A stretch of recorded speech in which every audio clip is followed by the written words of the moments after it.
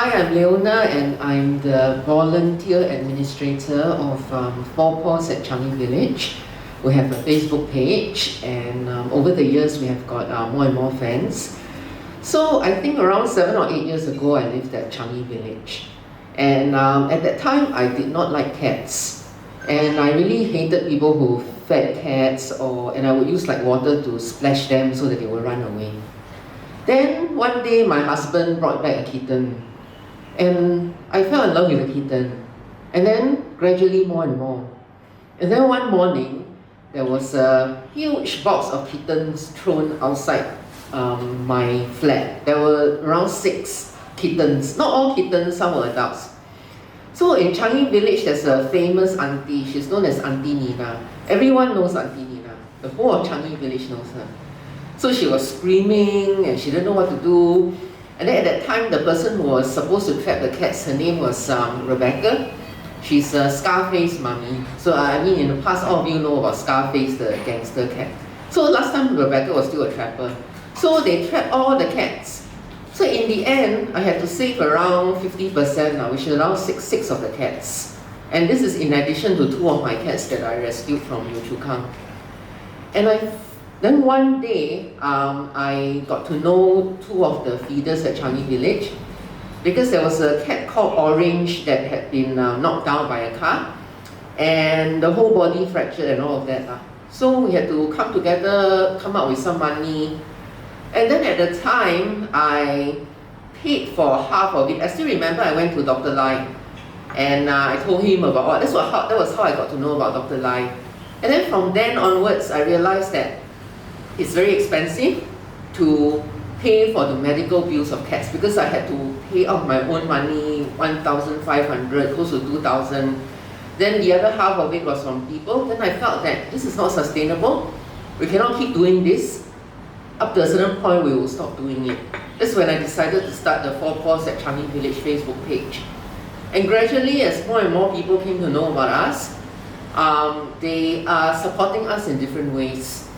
We have trapping, sterilization, fostering, rehoming, but primarily we do feeding. We feed about 60 cats every day. Because if you know, Changi Village is very big. It extends to the beach area, it also extends to the golf course area. And there are cats like everywhere. And I realized that the problem at Changi Village is that people come from all over Singapore in the middle of the night to throw the cats there. Because they think that there will be people to feed, therefore we just throw the cats there. And I feel that there must be stronger legislation to punish people who throw cats. Because at the end of the day, there are only so many feeders. And every day we feed 60, the number doesn't go down. It's still 60 the next month, it's still 60 10 years down the road. And of course, along the way, there are very few cats that are lucky and then get adopted. Most of them, like now, there's a situation with the stray dogs. About more than 13 cats have been killed. And our feeders have now got to try to rehome. So even in Ang Mo Kio, there's a slashing incident.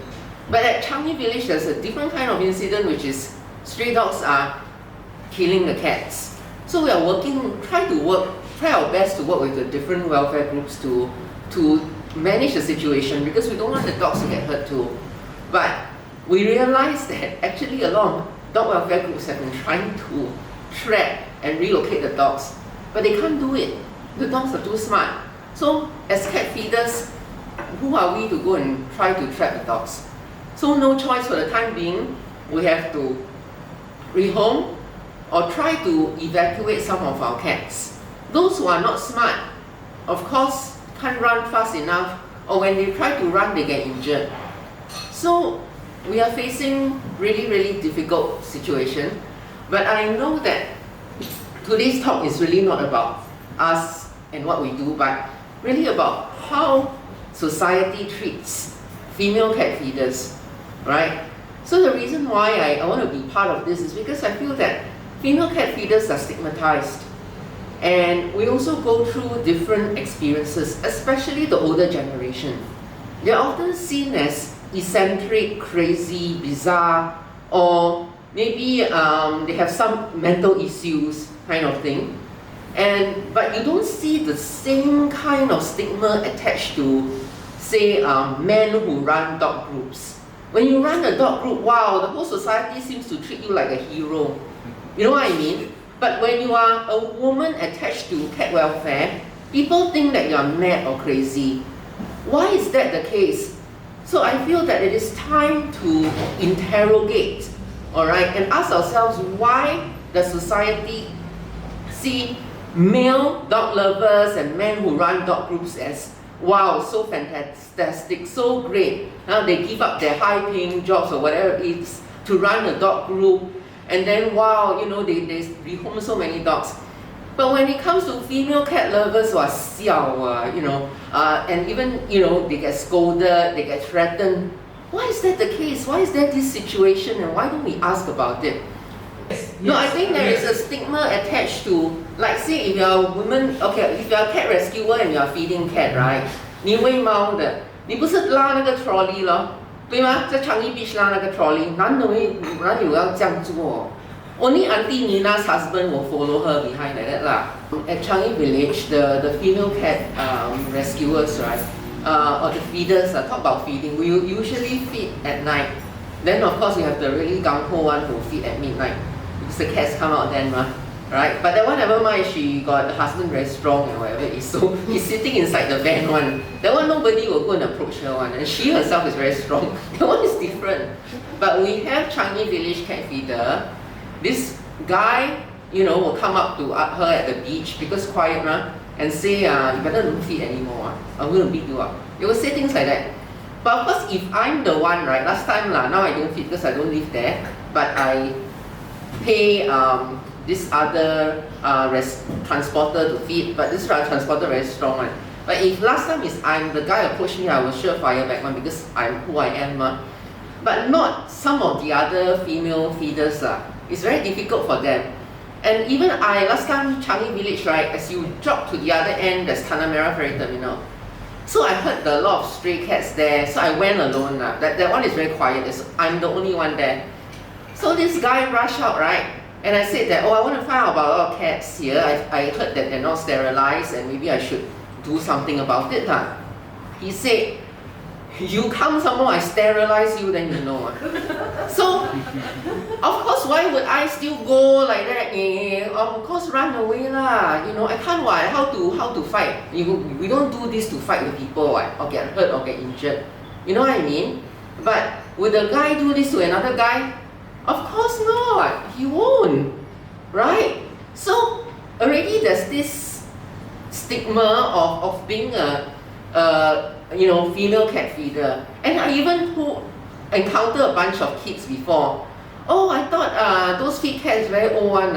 I didn't think they will be so young. Not that I'm young, but I'm saying. So there's already this mindset that those who feed cats are elderly and therefore maybe I can bully them, you know, because society doesn't have a very good opinion of them also. And I think there's one issue that could be, you know, it could be controversial, but we have to address it, which is, I mean, among some elderly feeders, there is a hoarding of cats, you know, and that is a concern, and that should be addressed as well, you know, because that itself is a sign of, okay, you know, maybe a mental wellness issue, yeah. And so there was in this newspaper, you know, an article I didn't know where about this feeder who was fined because she hoarded 40-50 cats. So initially my heart was like, you know, I'm going to hoard so many cats, what's wrong with you? In those days I thought like that. Then I got to know this person, and then I realized that, why is she hoarding? Because people keep throwing to her. She got no choice. She cannot say no and she feels for the cats. So as a society, did we try to understand their mindset? But straight away condemn, straight away stigmatize. You see all these elderly women put so many cats at home and sell one.